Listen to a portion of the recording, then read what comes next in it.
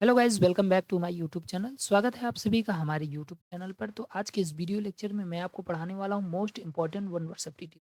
जैसा कि आप सभी लोगों को पता है कि इस समय हम इंग्लिश ब्लैक बुक का कंप्लीट वन वर्ड सब्स्टिट्यूशन पढ़ रहे हैं। और इस वीडियो में हम पढ़ेंगे सेट नंबर 12, जिसमें हम 221 से लेकर के 240 तक के OWS को कवर करेंगे। बाकी आपको इसका फ्री PDF लेना है तो आप हमारे इस टेलीग्राम चैनल से जुड़ जाइएगा। चलिए बिना टाइम वेस्ट किए वीडियो की शुरुआत करते हैं। पहला वर्ड आपके सामने है ब्रूड। ब्रूड का मतलब होता है किसी जीव का बच्चा। ये बहुत ही इंपॉर्टेंट वर्ड है।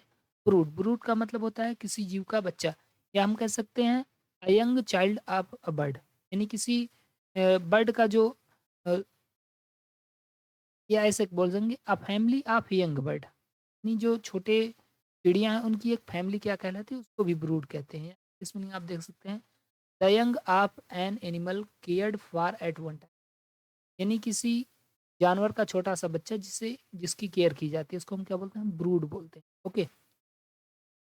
दूसरा वर्ड आपका है ब्रुंच। ब्रुंच का मतलब क्या होता है? नाश्ते और खाने के साथ खाना।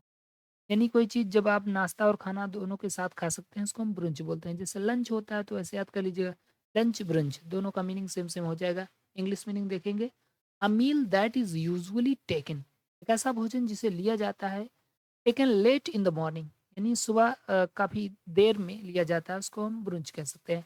That combines a late breakfast and early lunch. कहने का मतलब ये है कि जैसे एक मॉर्निंग होती है, मॉर्निंग में आदमी क्या करता है? लंच, मॉर्निंग में ब्रेकफास्ट करता है और दोपहर के समय क्या करता है? लंच करता है। तो एक समय ऐसा भी आता है जब आप ना ब्रेकफास्ट कर रहे होते हैं, ना तो आप लंच कर रहे होते हैं, बीच में जो आप खाना खाते हैं तो उसको हम क्या बोलते हैं? उसको ब्रंच बोलते हैं। ठीक है? उसी को बोला गया है कि a meal that is usually taken late in the morning that combines a late breakfast and early lunch. ठीक है? यानी कहने का मतलब इधर का बीच का भी होगा, इधर के बीच का होगा, उसको हम क्या बोलेंगे? ब्रंच बोलेंगे। नेक्स्ट वर्ड आपका है ब्रुनटी। ब्रुनटी का मतलब क्या होता है? गहरे भूरे बालों वाली स्त्री। बहुत ही इंपॉर्टेंट वर्ड है ब्रुनटी। ब्रुनटी का मतलब होता है गहरे भूरे बालों वाली स्त्री। इस मीनिंग हैं अ वुमन, एक ऐसी महिला विद डार्क ब्राउन हेयर, यानी जिसके ब्राउन हेयर होते हैं उसको हम ब्रुनटी बोलते हैं। ओके। नेक्स्ट वर्ड आपका है बजटिंग। बजटिंग का मतलब होता है बजट। तो ये तो नाम से ही लग रहा है ना, बजटिंग, बजट। इंग्लिश मीनिंग बाकी आप देख सकते हैं, an itemised summary of estimate. Estimate की कोई एक summary expenses for given period along with proposal for financial. Okay. तो इसको आप जान रहे हैं, बजटिंग का मतलब बजट हो जाएगा। नेक्स्ट वर्ड आपका है बुलियन। बुलियन का मतलब क्या होता है? सोने चांदी की ईंट, यानी ऐसा सोना या चांदी जो ऑर्नामेंट बनवाने से पहले होता है, उसको हम बुलियन बोलते हैं। जैसे अभी आप जो भी गहना महिलाएं पहनती हैं, जैसे अ, गले में पहनती हैं, पैर में पहनती हैं, हाथ में पहनती हैं, जहाँ भी पहनती हैं, तो वो ऑर्नामेंट कहलाएगा। लेकिन वो उसका ऑर्नामेंट बनाने से पहले उसको हम बुलियन बोलते हैं। इंग्लिश मीनिंग देख सकते हैं, gold and silver before using for manufacturing or ornaments, यानी ऑर्नामेंट बनवाने से पहले जब उसका यूज नहीं किया गया होता है तो उसको हम बुलियन बोलते हैं। गोल्ड या सिल्वर को हम क्या बोलेंगे? बुलियन बोलेंगे। ओके। अगला है आपका बंडल। बंडल का मतलब होता है गट्ठर। क्या होता है? गट्ठर। बंडल का मतलब क्या होता है? गट्ठर, यानी हम कह सकते हैं कि आइटम ऑफ थिंग्स, सामानों का एक ग्रुप कह सकते हैं। A collection of sticks. Sticks का एक कलेक्शन, जैसे स्टिक लिया है कि कोई और उसको बहुत सारा ऐसे बांध दिया है, तो इसको हम क्या बोलेंगे? बंडल बोलते हैं ना। बंडल जैसे लकड़ी का बंडल बना दिया जाता है, स्टिक का बंडल बना दिया जाता है, तो बहुत सारी चीज़ों का बंडल बनाया जाता है, उसको गट्ठर बोलते हैं हिंदी में। अगला वर्ड आपका है बैंगलो। बैंगलो का मतलब क्या होता है? बैंगलो का मतलब बंगला या कोठी। तो इसको आपने सुना होगा, लोग कहते हैं मेरे पास ये बैंगलो है, कार है, तो यही बैंगलो। बैंगलो का मतलब क्या होता है? बंगला, कोठी, महल कह सकते हैं ना। मतलब एक बड़ा आलीशान घर हम कह सकते हैं। A large single detached house with single or double storey, मतलब एक बड़ा सा जैसे एक आपका घर जो होता है वो छोटा-छोटा उसमें कमरा बना होता है, लेकिन जो बंगलो होता है ना, बंगलो एकदम बड़ा-सा होता है, एकदम हॉल टाइप का होता है। तो सिंगल डिटैच हाउस होता है, ठीक है? चाहे उसमें डबल स्ट्रा भी हो सकता है और सिंगल स्ट्रा भी हो सकता है, कुछ भी हो सकता है ना। तो बंगलो का मतलब आप समझ गए, बंगलो का मतलब होता है कोठी या बंगला। नेक्स्ट वर्ड आपका है बंगल। बंगल का मतलब होता है गड़बड़ कर दे। तो बंगल बंगल का मतलब क्या हो जाएगा? गड़बड़ कर देना। तो इंग्लिश मीनिंग देख लेते हैं इसका। Carry out a task clumsily or incompatible, यानी कैरी आउट बेकार कर देना, अ टास्क किसी काम को क्लमज़ली, क्लमज़ली का मतलब होता है मूर्खतापूर्वक, किसी काम को मूर्खतापूर्वक या अज्ञानतावश अ, रोक देना, ठप कर देना क्या होता है? बंगल कर देना यानी गड़बड़ करना। नेक्स्ट वर्ड आपका है ब्यूरोक्रेसी, बहुत ही इंपॉर्टेंट वर्ड है। ब्यूरोक्रेसी का मतलब होता है नौकरशाही, यानी जब देश में अफसरों के द्वारा शासन होता है। जैसे हमारे देश में नौकरशाही है कि नहीं? है, बिल्कुल है। क्योंकि हमारे देश में अफसर लोगों का भी शासन होता है। जैसे जिले में अगर देखा जाए तो जिले में जो सबसे बड़े होते हैं कौन होता है? डीएम होता है। डीएम क्या है? एक अधिकारी है। तो ऐसे हर विभाग में एक बड़े-बड़े अधिकारी होते हैं, तो अधिकारियों का भी शासन चलता है। उसी चीज़ को हम ब्यूरोक्रेसी बोलते हैं। नौकरशाही है, इसको हम लाल फीताशाही भी बोलते हैं। क्या बोलते हैं? लाल फीताशाही। ओके? चाहे आप ब्यूरोक्रेसी यानी नौकरशाही बोलिए, चाहे लाल फीताशाही बोलिए। और डेमोक्रेसी का मतलब क्या होता है? डेमोक्रेसी का मतलब होता है प्रजातंत्र, यानी जब जनता के द्वारा ही सारा काम होता है, उसको हम डेमोक्रेसी बोलते हैं। जैसे हमारे देश में डेमोक्रेसी है, तो ब्यूरोक्रेसी, डेमोक्रेसी।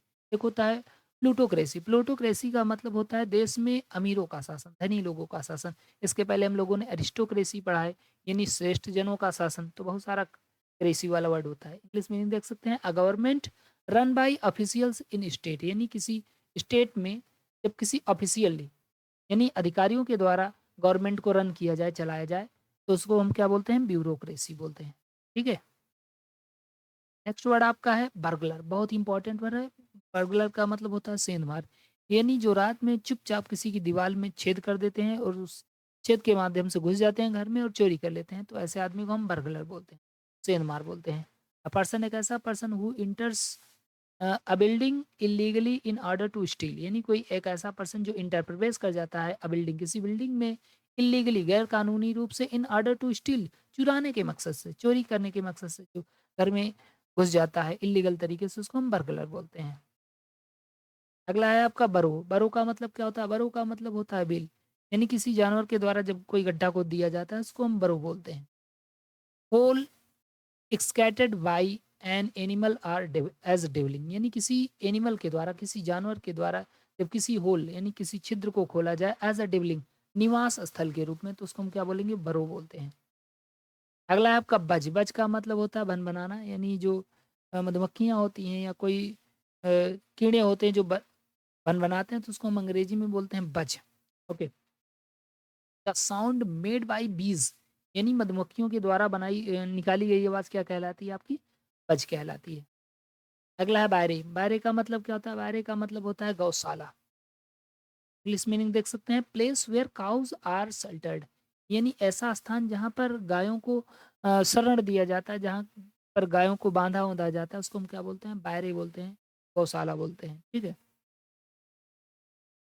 अगला वर्ड आया आपका केक। केक का मतलब क्या होता है? केक का मतलब होता है गुप्त भंडार।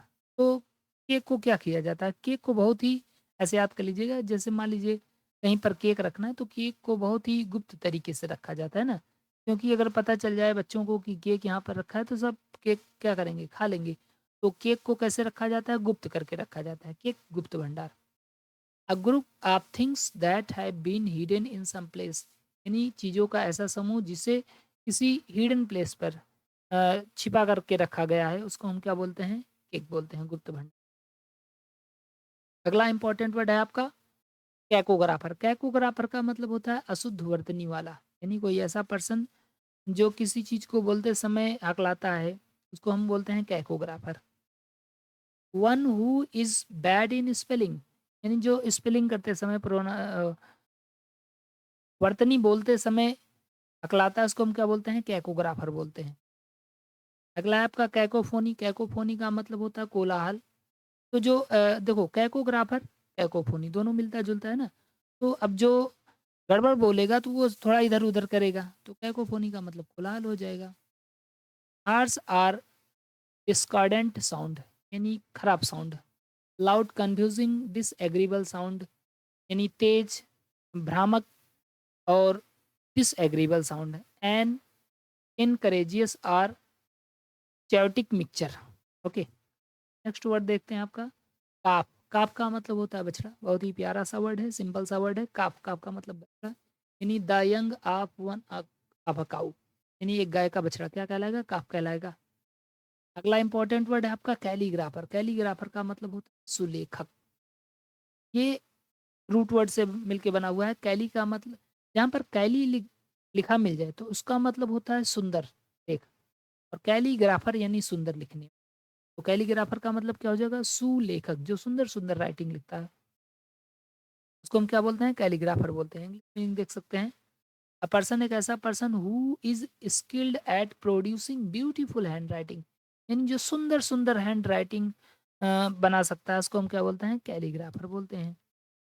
अगला वर्ड आपका कैलीग्राफी। कैलीग्राफी का मतलब होता है सुलेख, यानी जो सुंदर सुंदर लिखा गया हो, और जो सुंदर सुंदर लिखता है उसको कैलीग्राफर, जो सुंदर लिखा गया हो वो calligraphy. The art of beautiful handwriting, यानी सुंदर सुंदर लिखने की कला क्या कहलाएगी? कैलीग्राफी कहलाएगी। और अगला इंपॉर्टेंट वर्ड है, बहुत ही इंपॉर्टेंट वर्ड है कैलस। कैलस का मतलब होता है कठोर। याद कर लीजिएगा, अगर आप कैलाश पर बैठ गए हैं, कैलाश पर जो जाके चढ़कर बैठ गया, इसका मतलब वो बहुत ही कठोर हृदय का है। तो कैलस का मतलब क्या हो जाएगा? बहुत ही कठोर। A man divided of kind feeling and sympathy, यानी एक ऐसा पर्सन जो काइंड फीलिंग्स या सिंपैथी या सहानुभूति से, यानी जो दया भावना सहानुभूति से एकदम डिवेड है, अलग हो चुका है, उसको हम क्या बोलेंगे? तो गाइज अगर वीडियो पसंद आए तो प्लीज़ वीडियो को लाइक करें, नए हो तो चैनल को जरूर सब्सक्राइब करें। बाकी आपको इसका पीडीएफ लेना है तो हमारे टेलीग्राम चैनल से जुड़ जाइएगा। Thank you so much. जय हिंद, जय भारत।